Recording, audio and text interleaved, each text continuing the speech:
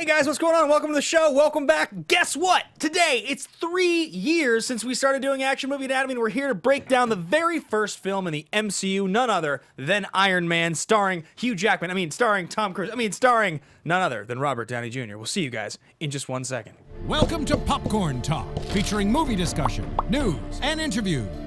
Popcorn Talk. We talk movies. And now, here's Popcorn Talk's Action Movie Anatomy. Boom! Yeah. 3 freaking years. You can swear. Holy shit, it's been 3 years. 3 years. We've done the show for a total of 3 whole entire years. What's up, guys? Welcome back. Man. It's Action Movie Anatomy. We're here on the Popcorn Talk Network, the online broadcast network dedicated to talking movies and pop culture by the bucketful. We've done 150 episodes or something of this show. Yeah. Did you know that 17 million people have watched this show? That is, it is so crazy to me. 5 million of them are just my mom. Yeah. The other 12, though. She's got a couple different screens Yeah, set she's up got a on bunch. repeat, just running through the playlist. It's like In a Beautiful Mind. My mom has that room in her house for this show. Wow. And then the bathtub is like his bathtub, except it's just pictures of you all over. Yeah. It's getting weird. It's getting a little weird. What's up, guys? I'm Andrew Ghai. Yeah, you are. I was just saying hi. Oh, yeah. Hey, guys, I'm Ben Bateman. What's going on? I'm Ben Bateman's for Infinity Wars. We are covering Iron Man today. We covered, what did we cover last week? We covered Civil War last week, and next week we're covering Infinity War. Yeah, it's tremendously exciting. I am going to a screening of it tonight, which You're going with our friend Matt, who just you a few minutes somehow bribed, blackmailed him into giving you the screener and not me. So you're gonna go tonight. I'm gonna go There's a tomorrow. lot of conversations you don't know about that happen behind closed doors. Yeah, I'm not happy about any of them. Yeah, G13 classified. It's a Men in Black reference. Are you so excited to go tonight?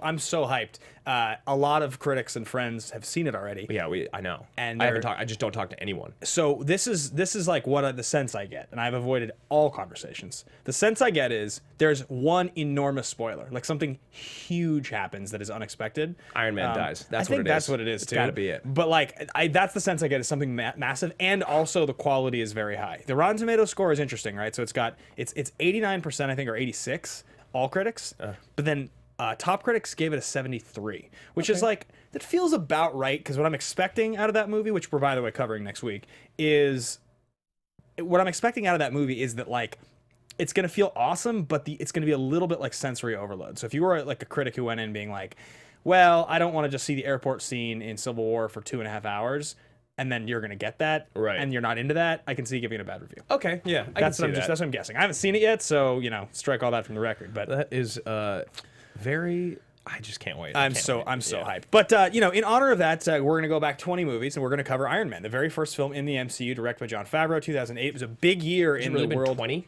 What?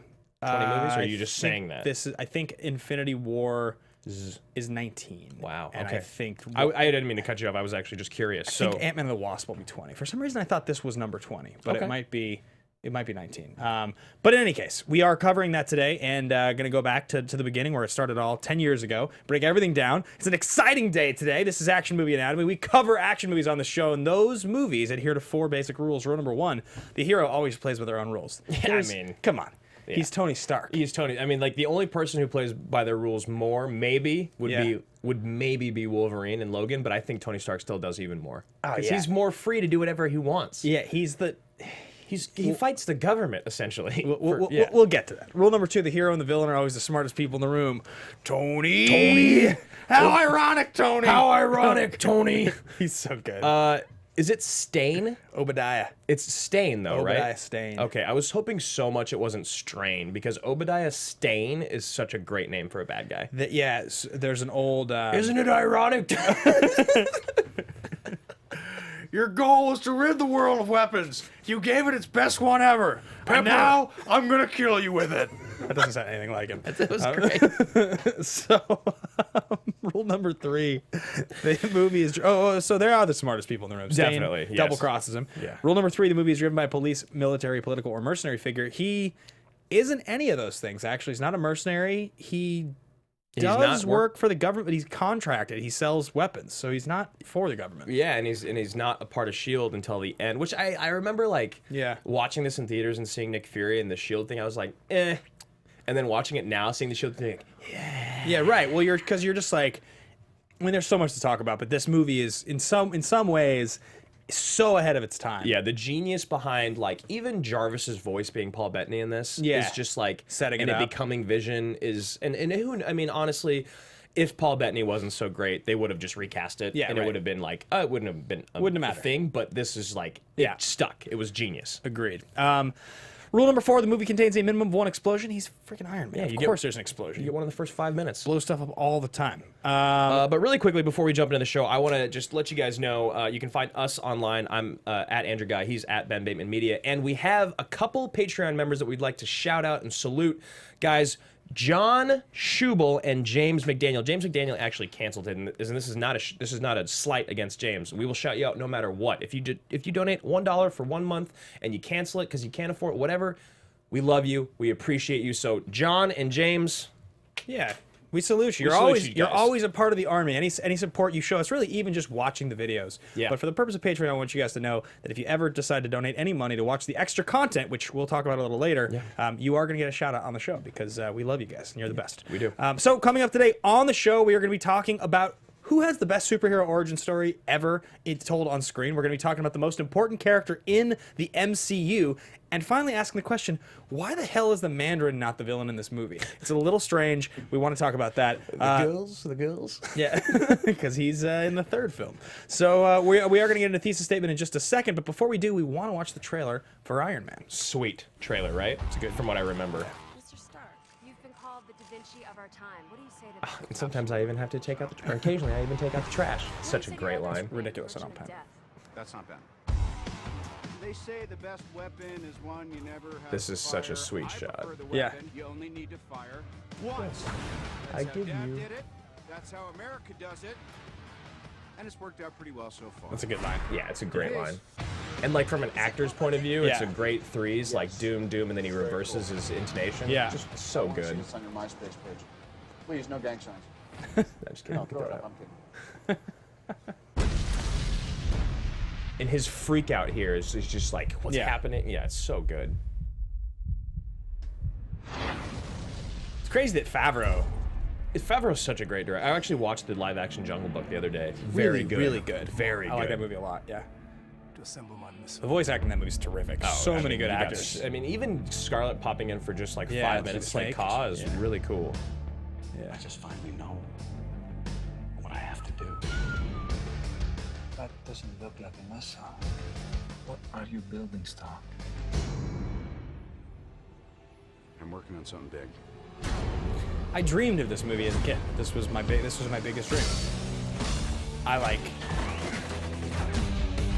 This is all I wanted when I was growing up was an Iron Man movie. Yeah, all I cared about was Batman, so Yeah. I was spoiled.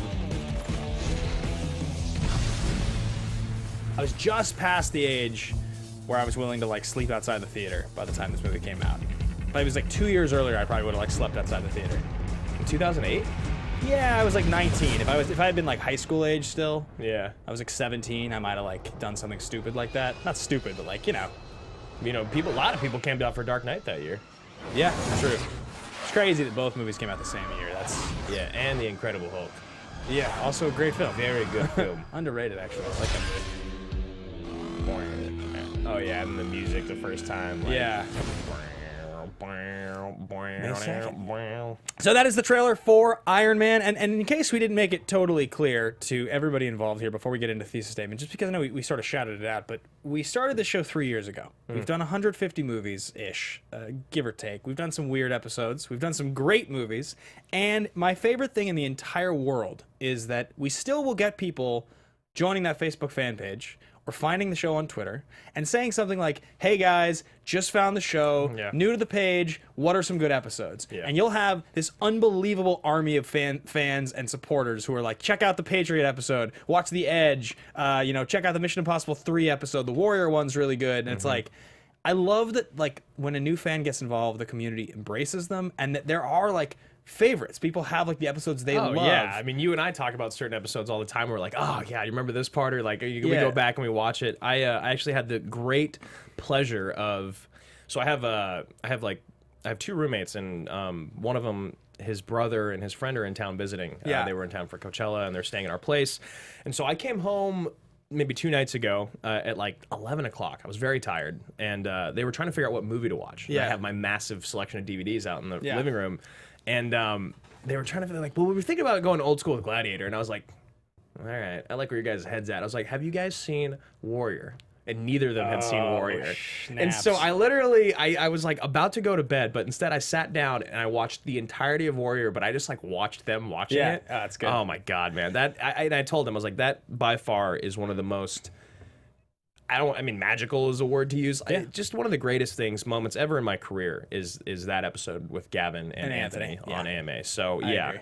It's one of my favorite things ever. I actually, incidentally, because Warrior comes up more and more often, it is actually funny how that movie, when you and I first both kind of acknowledged that we liked that movie, it was like that fighting movie that's a guilty pleasure, whereas like actually that movie now, when you talk to people, is regarded by people as like an all-time classic. Yeah, they were like, that boxing movie? I was like, it's so much more than that. Well, I think it's actually beginning to take on the reputation when you talk to people that love movies is like, that's a great movie. That's like one of the great movies I've ever seen. Like, I said this to you the other day, but like, when I think about movies that every time I watch them, I go, this might just be my favorite movie ever made. Warrior's that movie for me. The other night, I'm at home and I'm in the bathroom, and the walls in my apartment building are relatively thin, and I'm brushing my teeth, and I can just barely hear About Today. No way. Tap Tommy. No way. I'm hearing it. I'm like, they're watching Warrior. I want to go like knock on their door like, and like go talk to them. But I was like, like, that's way too weird. So creepy. It's so creepy.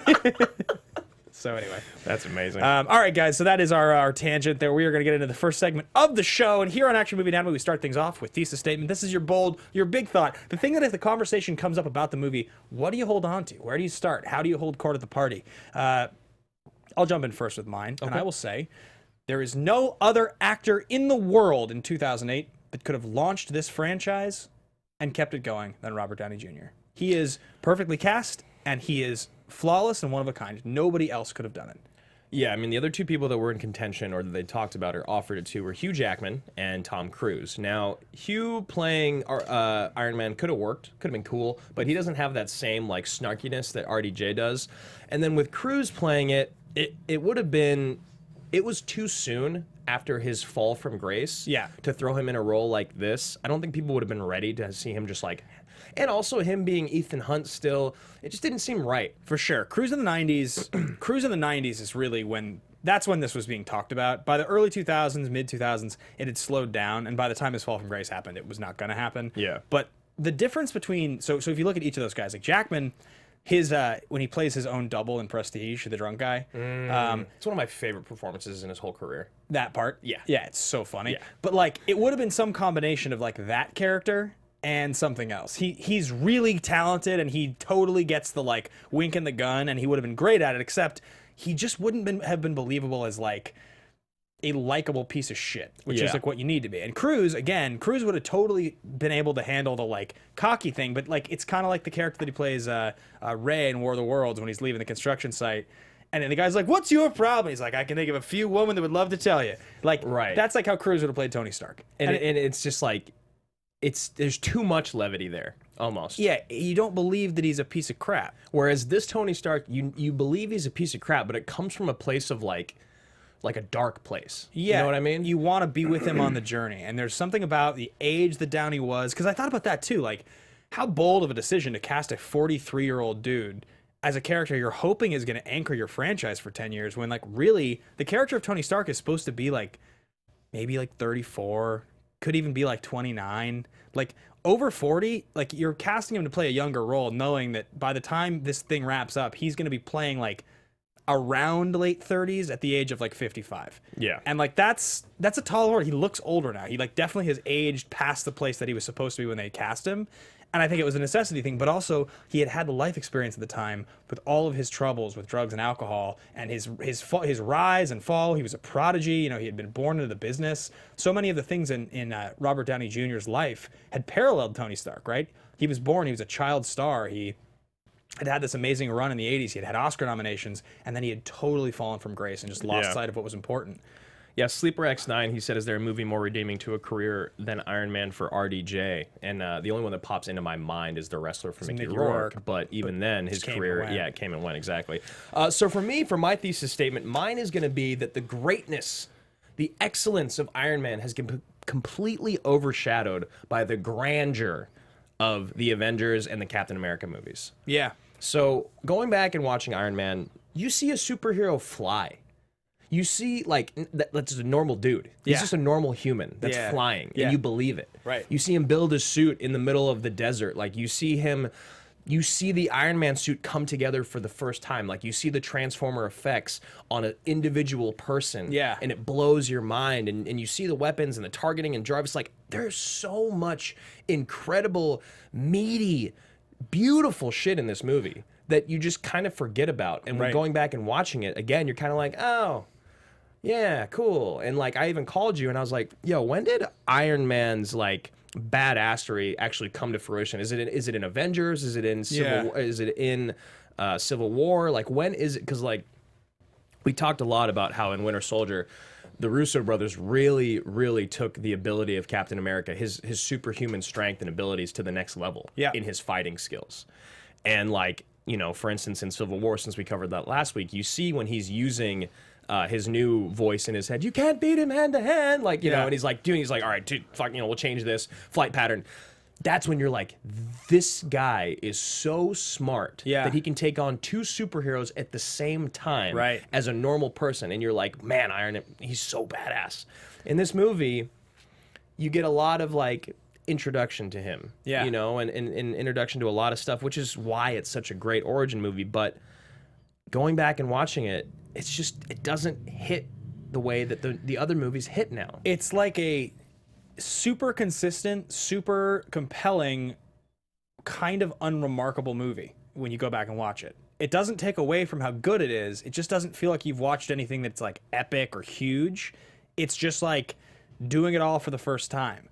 But what the crazy part is, when it happened, and and we'll get into all of this, you know, career profiles and stuff in just a second, but that's like, we take for granted just how good this movie is as the first one. 10 years later, the fact that it doesn't really feel aged, it doesn't really feel like it's fallen by the wayside, or there's any parts where you watch where you're like, well, it's the first one. It's really good. Yeah. It's just self-contained. It doesn't have to be sweeping. It doesn't have to be epic. It doesn't have to be huge. It just has to tell one story really well. Yeah. And it does, Tony. And it does, Tony. You know what? I think this is a good time to hop in then. So what is the best superhero origin in your mind? So I think the superhero origin comes down to a couple really important factors, right? I think like when you talk about the best superhero origin, you have to think you're going to watch what's the crisis of faith that turns this person or hero into somebody who has to decide to try to fight for other people, right? What's the reasoning? Yeah. What's the process of like learning the ropes? And then what's the first moment you see them actually be the hero, like truly in that moment? And I think the first moment you see them be the hero is probably the most important, because it's the one that you have to really like, if it gives you goosebumps, if you get emotional, if you feel like you're watching a superhero, then you know they've done it right. You feel like you're a kid again. Because there's a payoff. Yeah. And for me, the one that I can think of that was the best is Gal Gadot's Wonder Woman. Yeah. It's No Man's Land. No Man's Land is incredible. Is the moment where you're like, wow, the symbol of what she represents, her belief of helping, like the good in this hero is so impressive in this one moment. I can do. Yeah. And so I think for me, that's probably the best one I can think of. Yeah, that is incredible. That really is. And the points you make to back it up are very strong. And for me, I didn't even think of that. I don't know why I didn't, because it was like my third favorite movie of the year last year. But for me, I think you guys all know. Yeah. It's Batman Begins. Which we're probably going to do the show pretty soon, I think. I know. I can't believe we haven't done it yet. Probably like, in the fall or something. I love Ra's al Ghul. I think he's a great villain, even though a lot of people don't. I like the way that he dies, which also people don't like. Watching Batman become Batman is something I've been wanting my whole life. Yeah. And like seeing him become the warrior that he is, and like watching him train in the mountains and the battle on the ice, like, and you talk about the first time you see him being a superhero, the first time you saw the Christopher Nolan Batsuit and him like actually fighting. Yeah. I felt like a kid again. Yeah. You know, you felt like a true child in the theater, and like you'd like look around at like other people in there. I mean, this came out in 2008, so what, I was 20? Yeah.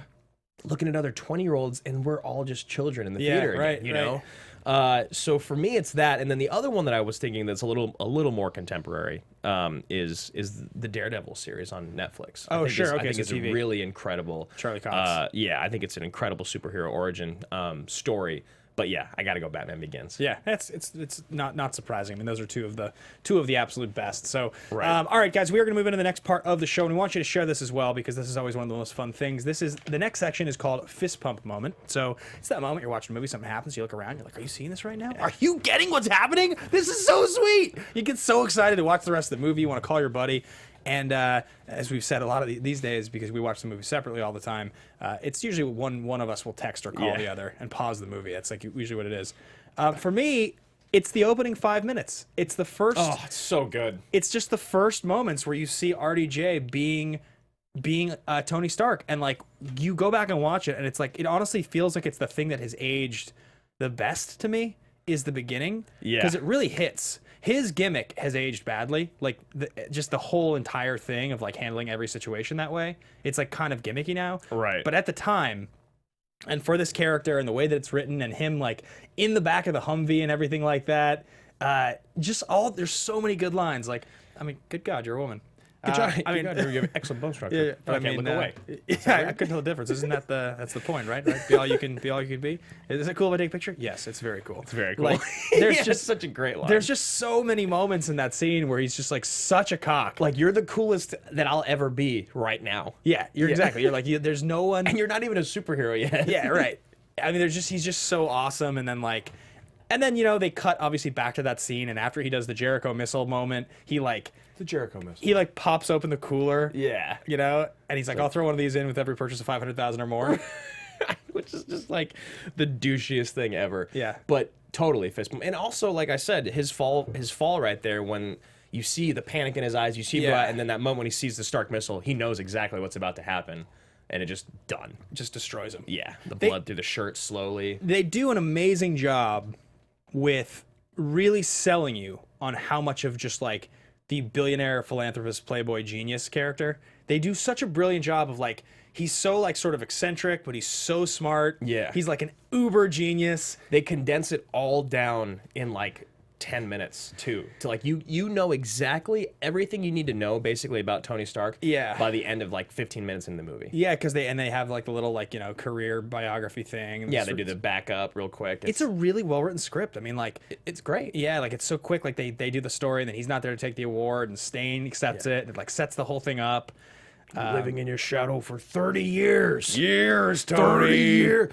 Tony Stark built this in a cave. All right, so my thesis, or no, excuse me, my fist pump with a box of scraps is that, God, there's a few, but I Is actually... it the moment where Stain pulls out the phone and he's in his like, pajamas with his like hairy chest and his shirt off? He's like, "Hey, Tony."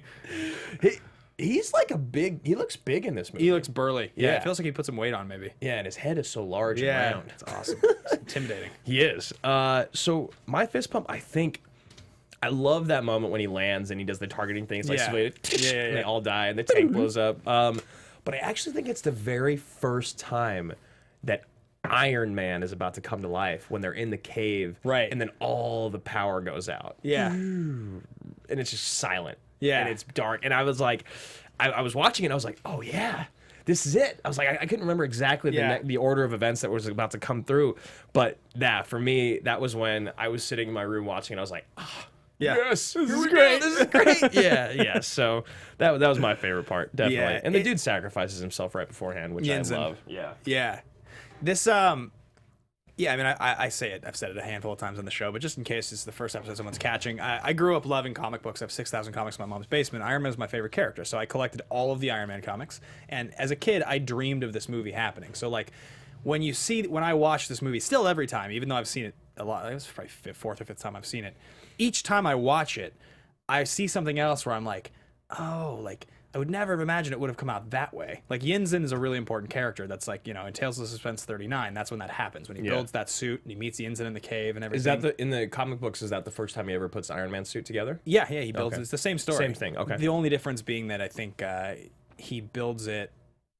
Where is he when he actually gets injured in 63? Is it like someone actually wrote while you're trying to find that in your brain? I can't remember who it was, but they were saying that as their thesis, the Yinsen is like the most pivotal. Oh, here we go. The character of Yinsen and his death is one of the most important pillars of what forms Tony Stark as Iron Man. So putting that in the movie was like one of their. That was actually Richard Eric Jarvey. Who'd have thought? Yeah, it's a super important part of the story, and like it was a very simple story. I mean, back then in those original, because all of the Marvel characters pretty much, give or take, like a couple, all of the important ones were birthed between like 60 and like 68, like pretty much entirely. Like you have Captain America Golden Age Captain America that comes back with the Avengers, and you have Prince Namor the Submariner and the original Human Torch, but that's like World War II stuff. But all of like Spider-Man, the X-Men, Thor, Hulk, Wolverine was a little later, but like all those characters come in the early to mid 60s, 61, 62, 63, 64, the Fantastic Four.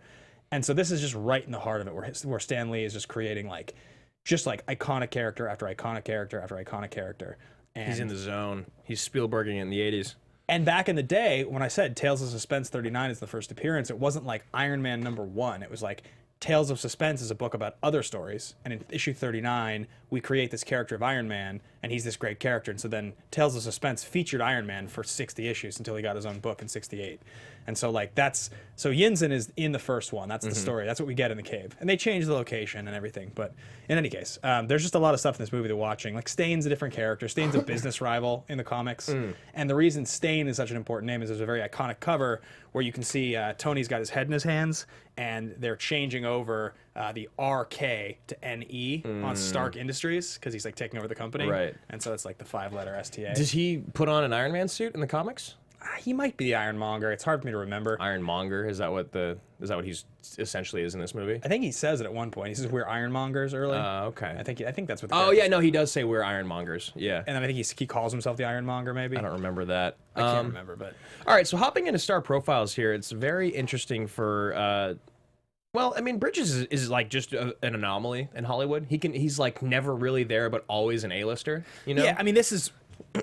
Yes, like he had a slight downturn. His big uptick is right after this. Right after he does like Crazy Heart. That's 09. Yeah. So like this is just right before he's in Crazy Heart, Tron, True Grit, all like the whole next 10 years. Right. So he does Surf's Up in 2007, which I actually love. You love it. It's a very good movie. Starring Shia LaBeouf. Yeah, Shia LaBeouf as the main penguin, I believe is what he is. A penguin. Cody something. Cody. Is he a penguin? I can't remember. What's his name? Cody Zero or something? Cody? Yeah, I think that's right. That sounds right. Something like that. Sounds familiar. Stick It, which is a great gymnastics movie with the girl who was the original voice of Meg. And Kellen Lutz. Lacey Chabert. Kellen Lutz is in that movie. Is he? Kellen Lutz. Dick Pic. What? Thailand in 2005. No idea what that is. And then on the other side of it, you actually have a very interesting part in Robert Downey's career. He's actually, in the same sense of like talking about Rourke earlier, it's like he'd done Sin City and then he does The Wrestler.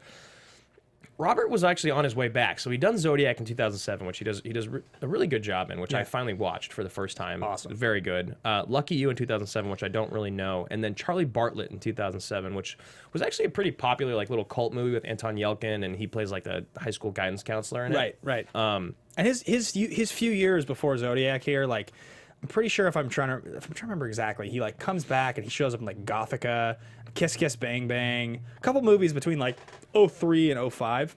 I still need to watch Kiss Kiss. You've never seen it? I think I've seen it once, and I don't remember it well at all. It's great. Yeah.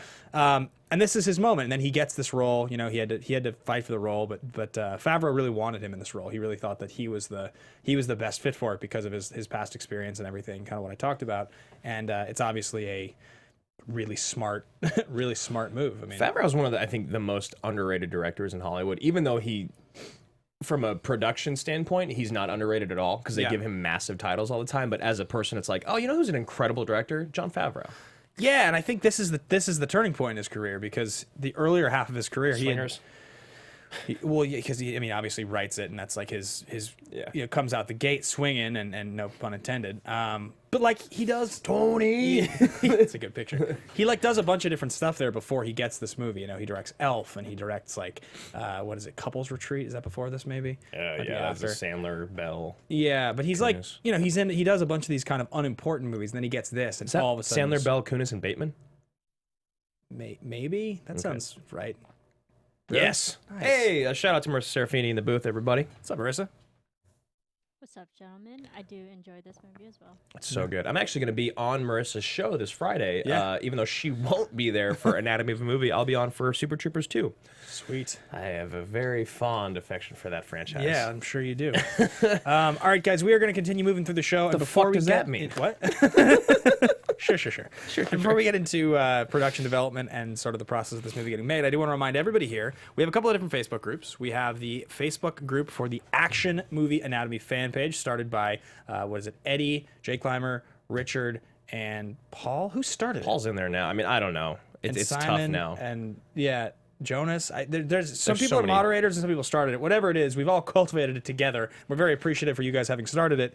So go check that out, the Facebook fan page. And you also can check out the Team Action fan page, which is for our personas in the Schmodown. We have a live event coming up at the El Portal Theater in North Hollywood on June 2nd. Go buy your tickets now. I'm hearing crazy buzz about, if this thing sells out, which it's definitely going It's to. going to sell out, What's gonna happen for the future of the live shows. And so we're really excited about that. And finally, we have a brand new video that went up yesterday on our Patreon. Oh, yeah, it was a great Jerry B. Yeah, Jerry B, top 5 Jerry B. It was the Sam Malara video. It was your top 5 list you submitted. So we went through your list and we critiqued it. But if you guys go to patreon.com/teamaction, you'll see that Drew and I do a video every single week. The little 10-minute videos, a shot outside of here about all different things. Sometimes you guys submit top 5 lists. Sometimes we do little mini AMAs. We do trailer reactions. But $1 a month gets you an extra piece of content every single week. Yeah, so that's patreon.com/teamaction. You can buy the tickets online at www.schmodownlive.com. And the second Action Army page is Action Army Facebook. It's the Action Army Facebook fan page is what it's actually called. So we've got a new Patreon video that just went up. You can see a little preview, actually. Go to like our Twitter or our Facebook page. You can see I post a little 2-minute previews in there. So, all right, guys, we are going to continue moving through. So this film was in production for 17 years. It was in development for 17 years. Universal had it in 1990. They sold the rights to 20th Century Fox later. Fox then sold the rights to New Line. And finally, Marvel decided to handle their own creation. This is the inception of Marvel Studios. So I assume you guys listening or watching know this, because like much has been said about Kevin Feige and Marvel Studios at this point. But the big transition was Marvel had gone bankrupt.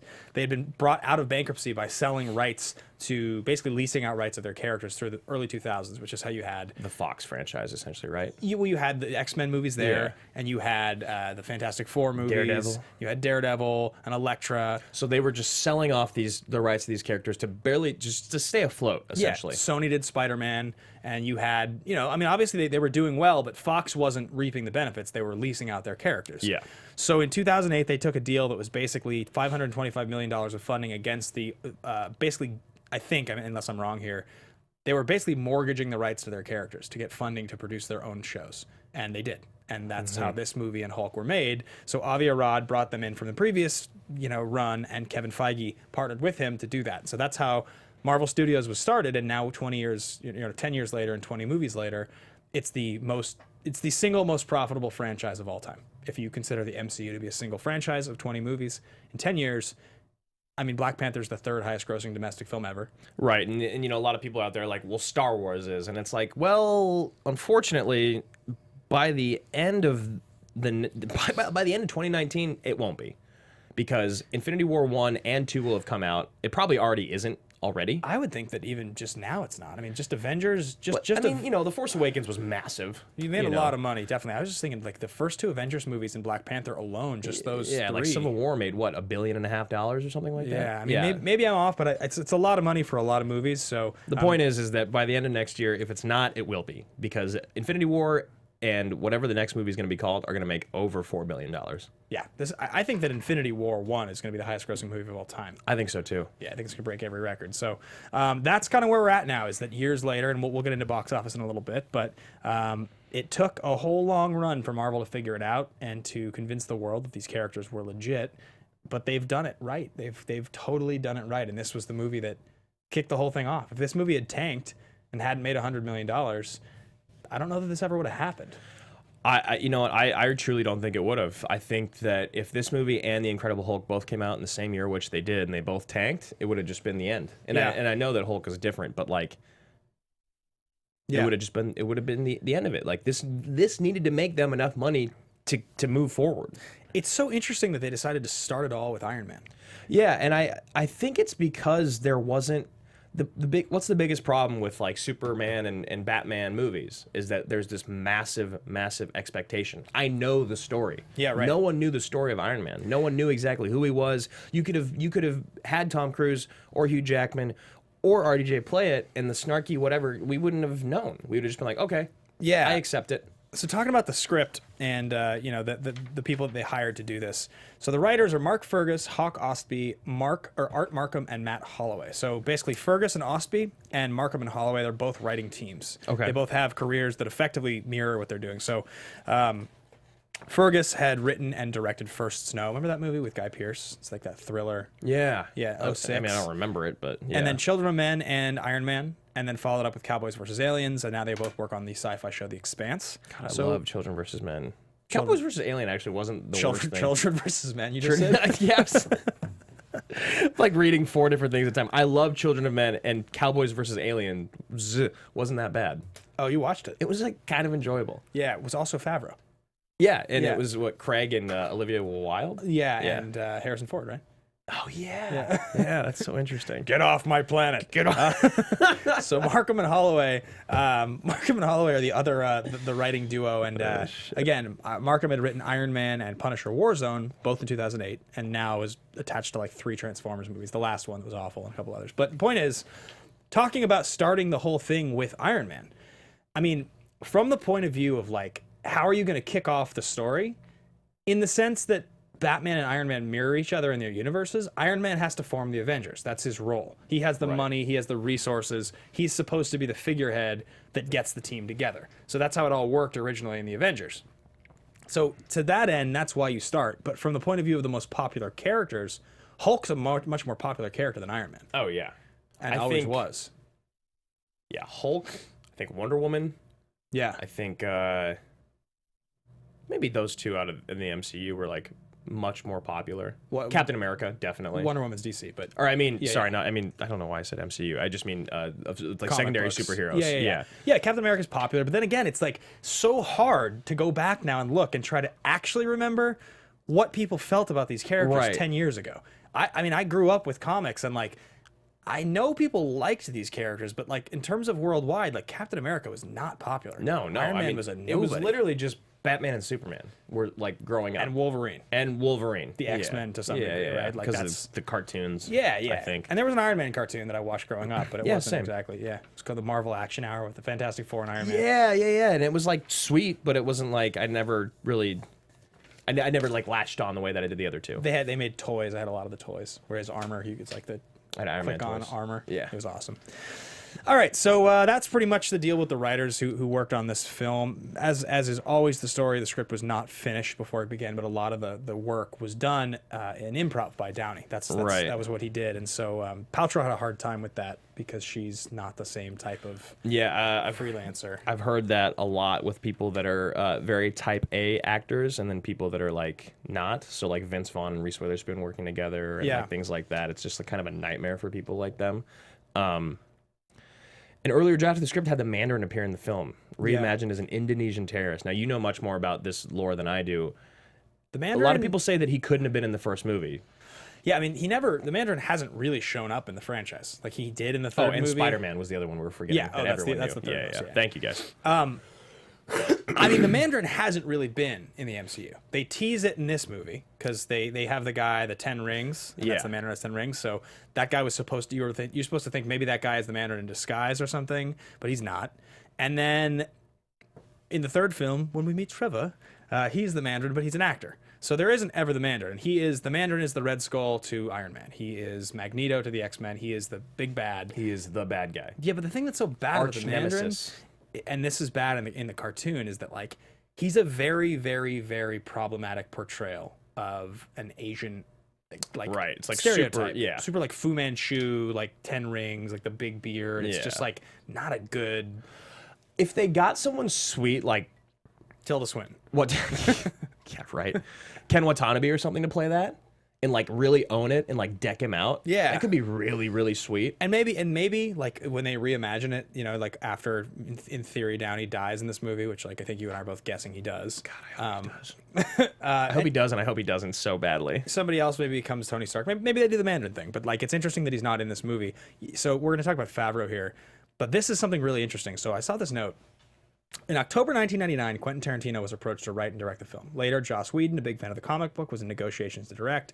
In December 2004, Nick Cassavetes was hired as director, and with the film to release in 2006, but everything fell through. Finally, Favreau was hired as director in April 2006. So I think this is really funny. Like back in the day, before comic book movies were like a thing, only certain types of directors were deemed like appropriate to handle this material. It had to be like Joel Schumacher. creative, quirky directors. Yeah. Tim Burton or somebody like a Quentin Tarantino. You had to have this like real auteur kind of flair to like handle like this, you know, quirky superhero material. Yeah, you needed to be a little out there to deal with this crazy what is the word I'm trying? Yeah. Source material. Yeah. Yeah. Whereas like you look at it now and it's like, nope. Any good director can turn these stories into great stories because they're just stories. They're just stories with good actors and good character relationship, and yeah. And it was such a different beast back then. You know, like the idea that like Quentin Tarantino would be like the right choice for. He seems like the wrong choice for a superhero movie now. Yeah, now I would not want to watch a Tarantino directed superhero movie unless it was. But we might get that Maybe Tarantino. The Punisher? We might get that Tarantino Star Trek now. Yeah, that's interesting. Which would be weird. So, So looking at Favreau, he's got such an interesting career. So he's like a writer, director, actor, producer. You know, he I actually watched I Love You Man yesterday. Yeah. And he's so good. so good. I love him as an actor. Me too. He's one of my I actually like him as an actor, maybe even more than as a director. Yeah. But it's just but as a director, it's like, you know, he's got the whole Iron Man franchise.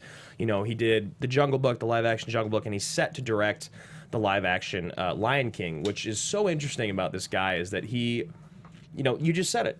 Good directors tell good stories. Yeah. You don't need to be pigeonholed into one genre. And I think Favreau has done a very, very good job of really just being like, I can do anything. yeah. And there's nothing that can contain me or nothing that defines me. So He tells great stories, and I mean, he's one of those guys that's just like, he's one of those guys that when you in the business, when you like meet people, you know, we're like about 30, and so like, you know, we have our peers we interact with. It's like you meet those people and like, yeah, I've got 2 scripts and I just did an episode of TV, and you know, and I'm gonna go do this other thing, this web series, and you're like, in your mind, you're like, okay, I get it, man. You're just gonna like freelance till one thing like really hits, and it's Right. like, there's a few of these guys like him where they don't really. They do everything. They write, they direct, they act, they produce. They like doing all of it. Like you have guys like, you know, Sidney Pollack was like that, where he would direct huge movies and then he'd still show up as an actor in Michael Clayton at the end of his career, you know, like that's how these guys are. I mean Redford, you know, a lot of the great creatives are like that. They kind of do everything. And I love that Favreau, he'll show up in his own movies. He'll just show up as a bit part in a movie like I Love You Man. and he's so good. What's his line? Is that, okay, fine, but tonight we gotta have sex with the lights on. Yes, it's just lights on. Such a good line. With cheerleader outfit on. So yeah, I love Favreau. So talking about just the producers for a second. Rainbow flag fought with the 2-7 suit. What the fuck is this? So angry. I love that he vomits all over him. That movie's really good. I love that they like go to an engagement dinner. He's like, I thought we were just stopping by. Let's go. Yeah. She's like, this is an engagement dinner. Shut the fuck up. It's like, all right, but you put on a cheerleader outfit tonight. So Avi Arad, I mentioned, he's the guy that I talked about those Iron Man toys. He was the CEO of Toy Biz, and that was the company that made all those Marvel toys back then. So yeah, he's the guy that kind of screwed Marvel in some ways. Like he got them out of bankruptcy by making like a lot of pretty questionable creative decisions, and then Feige is the guy that kind of hung around through that, and then was given the green light to start this thing. Here's my question. Like, I'm an interviewer. I like to create content. Yeah. Someday, you know, I would love to have the opportunity to sit down with Kevin Feige. It'd be a fun conversation to have. Fascinating. Be fascinating. Yeah. What do you even ask him? And the Where do question you start? the question I have for Feige, and this is what I'd want to ask, is, you know, you guys plan the release of Iron Man and Hulk, knowing that you're building in this back end idea to have 7 movies. But what would you have done if Iron Man had flopped? What would have happened? Would you guys have made Iron Man 2? Would you have made Captain America? Would you have gotten past 2 movies if Iron Man had flopped? Was Captain America 2009? Now it's a couple years later. Iron Man 2 is it goes Iron Man, Hulk, and then they skip a year, and then 2010 is Iron Man 2, and then 2011 you go Thor, Captain America, and then it's Avengers 2012. Right. So they only have 3 movies in 3 years to start the thing off, and 2 of them are Iron Man movies. So you kind of wonder, like, that's what I wanted to ask him. Like, were you prepared? Did you have an exit strategy? Like, did you? I feel like, I mean, and I could be wrong, but I feel like there's no way. I feel like this is the thing where he was like, no, man, I was 100% all in on this. This was make or break. This is all or nothing. And with what great sacrifice comes great reward. If there wasn't that moment, then how could it be possible for them to deserve a $2 billion movie now? Yeah, because Hulk was a bit of a flop. I mean, Hulk it was a major flop. Like, Yeah. in the sense of, like, it just wasn't that good of a movie, and it didn't make that much money. It was still, like, moderately successful. fine, But yeah. yeah, so and then you look at the success of this movie, and it was like, holy shit, we found something here. So moving on to critical and box office, we got. This was distributed by Paramount. It cost $140 million to make. It was released May 2nd of 2008. It grossed $318 million domestic, an additional $266 foreign, for a grand total of just over $500 million at $585 million. And its opening weekend, it made almost $100 million in '98. So they were like, that. they were like, holy shit. How did it like? That's one of the all-time great question marks. How did Iron Man make $98 million in 2008 with Robert Downey Jr. starring? How did that happen? I think that was it's just word of mouth. It was like, because I remember walking out of that theater and just being like, that was awesome. holy shit. Yeah. What just happened? Yeah, I mean, know? from a visual standpoint, I mean, the whole reason I loved Iron Man growing up was that I loved the way the suit looked. That was why I loved Iron Man. I always thought it was so cool looking. He had the coolest suit, like just like this badass looking like flying robot dude. And I always thought it was the most awesome thing. And so like they had the technology to correctly show us that in 2008 in a way that like when you go back and watch now, it doesn't really feel like it's aged. No. I mean, like I looks said, the great. first time that they super zoom in on the slow-mo Iron Man suit getting screwed together, it's badass. Looks still. awesome. Super awesome. Yeah. So critically, it's got a 7.9 on IMDb, which feels a little low, but it makes sense. I could see an 8. Yeah. Rotten Tomatoes, 94 by all critics, 90 by top, and a 91 by audience. I guess it makes sense because with comic books and comic book heroes, there's always like that audience that's like always going to be pretty skeptical. Also, I think when these reviews were calculated for the most part, like I'm pretty sure that the critics seeing this movie expected a lot worse than this, so it getting over 90s across the board is not that surprising. It's a lot of positive reviews. Yeah. If you wanted to, before we move on to the next part of the show, get into box office for a second. Yeah. Because I pulled the worldwide box office of all of the MCU movies, and it's going to be difficult for us to see here, so maybe we can zoom in and scroll down. We're old and blind. Yeah, but you can see, all the way up at the top of the list here, you have Avengers coming in first. Avengers with 1.5 billion worldwide, and Age of Ultron coming in at 1.4. The Avengers movies, they make the most money. What's crazy is Black Panther comes in third with 1.3 billion, and then Iron Man 3.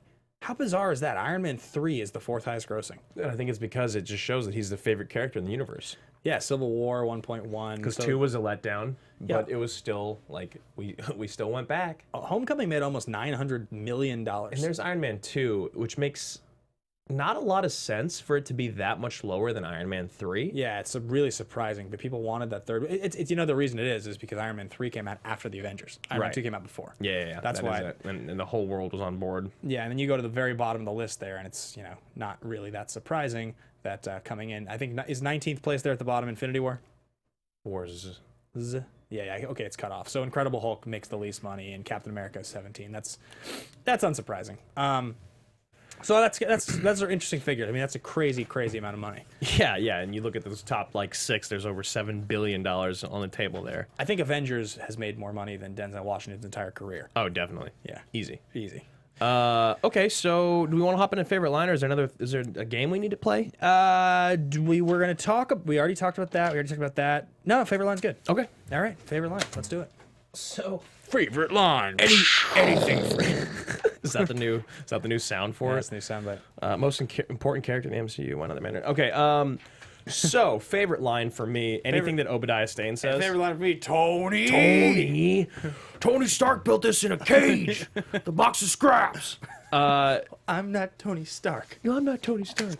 I think mine is actually his relationship with Jarvis is hilarious. Yeah. I think the writing there is fantastic. And my favorite line that actually had me laughing out loud was when he's like bitching at him about like spraying him with a thing, and then he's like, "And can you stop following me around with it? Because I feel like I'm gonna spontaneously combust." Yeah. You know, and then when he finally crashes back into the thing, and those two moments together, laughed out loud. I am in love with Gwyneth Paltrow in this movie. She is great. I think the one thing that I have to say that is so weird about the whole franchise is like I always want more Pepper Potts. Yeah, me too. And she only shows up a little bit.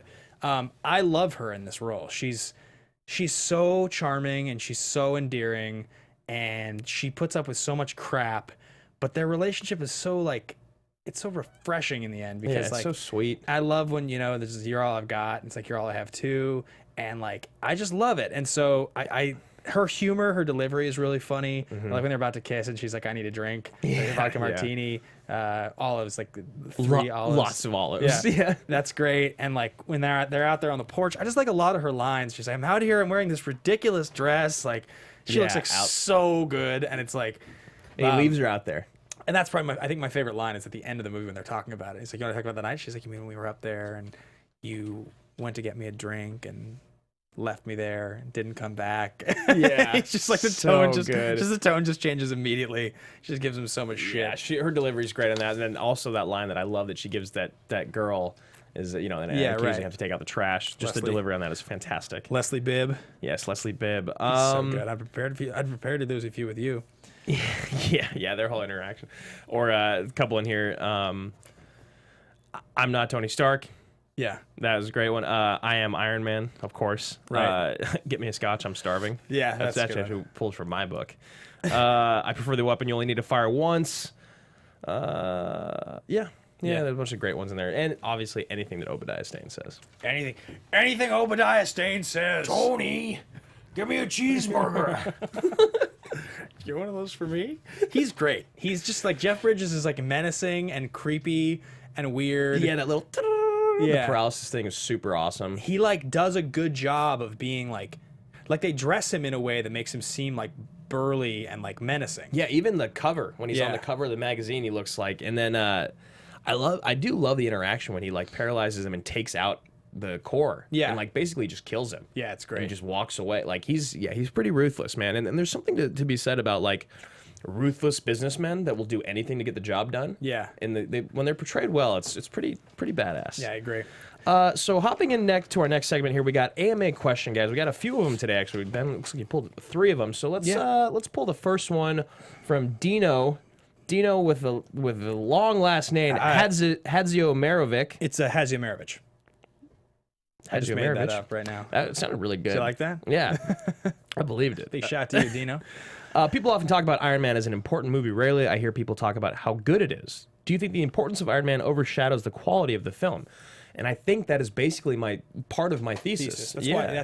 I think so. And I think the reason I pulled it is because you had told me you were thinking about that as your thesis last night, and so it seemed like it fit really well. Yeah, I think that's an interesting point, and I think that now with what it looks like is going to be, you know, global, massive, monster success of Infinity Wars, it's impossible to imagine talking about Iron Man as anything other than maybe the most important blockbuster of our generation. Honestly, like if you could even go back and say that. You know, I mean, certainly, like you can say like Black Panther and you can say Wonder Woman and you can say Dark Knight, and each one has its own reason. But Iron Man, or you can say Avengers, but in a lot of ways, Iron Man's the most important because, like, dude, Dino said you were right. How do you say it? You crushed it. Nice. Yeah. Because there's no way that the MCU, just on the whole, we'd never have gotten to Black Panther without this movie. Yeah, it's so interesting that you say that, but I don't disagree. Maybe the most important movie of our generation. Because like at least blockbuster. Blockbuster. Yeah. I mean, we talk about like like Schindler's List. Right. That is such a strong point because even the whole Batman franchise, the whole Dark Knight franchise was not as important to movie making and to a studio and to telling a story as this whole thing has become. Yeah, I mean, Batman and Superman existed already. They had already had hit movies, so they didn't start anything. The DC would have kept recycling those characters, even if the Nolan movies hadn't been good.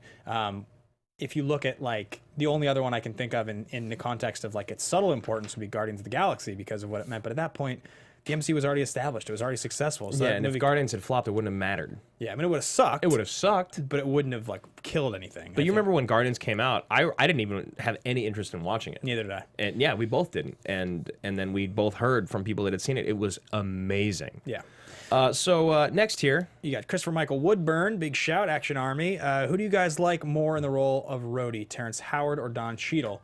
It's an interesting one because watching Terrence Howard in this role, he's actually really good. yeah, he actually is. He's really entertaining. I love the humor of him on the airplane. No, we're not gonna drink. We're not gonna drink. And then he's like, Yeah, and he's like all mad at him. You know, Yeah. he's all salty. I actually think that the relationship between Terrence Howard and RDJ is better than Yeah. Don Cheadle and RDJ. And I know that there was like stuff going on with Terrence, and I don't know if it was like a domestic abuse or like there was can't something remember. going on right around when this happened to where MCU and Marvel were just like, sorry, man, we got to wash our hands clean of you. You got to go do your own thing. And then he ended up coming back with that show that's actually really popular. Empire, yeah. yeah, I don't remember exactly what happened. I for some reason thought it was like a contract negotiation thing, but it's been so long since it happened. And I could be completely wrong. I just thought that's something that I'd heard. But So it's so sad when you watch this movie and he's got the War Machine moment, next time, baby. And then like, you're like, yeah, next time, actually baby. Like, not. actually you got never. You got written out of the most successful franchise in the history of our time. never time. Which I do have to say is a very, and someone else pointed this out, and that was what I was thinking when I was watching it. It's like when he launches in the beginning and lands in the sand, Yeah. as opposed to Rhodey landing on the concrete ground. or the Yeah. grass or Yeah, whatever. yeah. It is very similar, and it doesn't make a lot of sense because the old suit wouldn't be as protective as the new one, and Rhodey's basically paralyzed now. Right, I mean, But we he's are also not. He's also not suspending Tony our. Stark. Yeah, he also Stark can create some arc reactor paralysis alternator device. Right. He'll be able to walk again. Also, Iron Man is played by Robert Downey Jr., so you can suspend your disbelief. Yes, exactly. For anything. And then finally, we got Brett Jones, longtime fan of AMA. I recognize the name for years. Excuse me. Who do you think benefited more from casting RDJ as Iron Man or Marvel from RDJ being Iron Man? In the end, I think it's Marvel. Oh, definitely. It's got to be Marvel because, you know, if this movie comes and goes for Downey, it is what it is. But Marvel is now the biggest production company in the world. I mean, I don't know this to be totally true, but I had heard they paid him $250 million for the 2 Infinity War movies. He got $250 million because that's what they needed to pay him. He is the most important. He is the most important, which begs the question. I mean, this was one of the things we were going to talk about. Who is the most important? Do you believe that Robert Downey Jr. is the most important character in the MCU, or do you think it's Evans? Do you think it's Fury? I truly believe it's Downey. Like I don't even have to think about it. I don't have to. You know, you can say whatever you want. Sorry, I was reading about Terrence Howard and trying to figure out exactly what was going on. I mean, it's tough because, you know, now that you and I have done this for so long and we've talked about Captain America so much, Evans is so great as Captain America, but you can't even begin to even kid yourself that it's as important because it's 3 years later that he comes out. Yeah, it's also like I think he's a better cast in the end. Like today, I feel like Evans has handled the role better. Like he didn't age, he didn't age out and he didn't lose the gimmick. But I also think that like Downey is the most important character. The success of him executing this character and doing it right means more to the MCU than Evans being great as Captain America. Like I can imagine a worse version of Captain America and it's still working. Whereas I can imagine a worse version of RDJ and it just failing completely. Yeah, it being like really annoying. Like the Captain America movies would be mediocre with a bad Captain America. The Iron Man movies would be unwatchable with a bad Robert Downey Jr. Yeah, and honestly, and this is completely separate from the films, obviously, but if you go and you watch RDJ at events, he is a superstar. He brings so much charisma to all these live events at Comic-Con. Like, people go there to see him. Yep. And even if you didn't go there to see him, you leave being like, fuck. Yeah. RDJ's awesome. Yeah. Yeah, definitely. He's I've seen him in person now a handful of times, and he's like pretty just like walks kind of funny, and he's just got like this energy. He's just cool. He's just like a super quirky, cool super dude. Cool. Yeah. All right, so that is gonna wrap up that part of the show. So now we get into the last couple bits of the show. One of them here is there are 3 action movie categories. This is gonna be interesting. Totally ridiculous, totally legitimate, and ridiculously legitimate. Now, you guys have probably all watched the show before, so you pretty much know what those are. I think. Do you know? I want to hear what you have to say first because you are the Iron Man fan, the aficionado. I think it's totally legit. I think it does it right. I just think it like even the parts we're laughing at aren't like You're supposed to laugh. yeah. Maybe you're not supposed to laugh at Stain as much as we do. And so Yeah, but that's all just because it's us. yeah, I just think like it's great. It just does it right. It like never loses you. It's like it's just great. I don't know. I think it's. I think I'd give it totally legit. I think I do too. There's like nothing about it that really ever pulls me away from it. Everyone's fantastic in it. I believe the story and the fact that I can believe that, because even with Batman, I have to suspend my disbelief Right. because he like gets his ass beaten so bad. Right.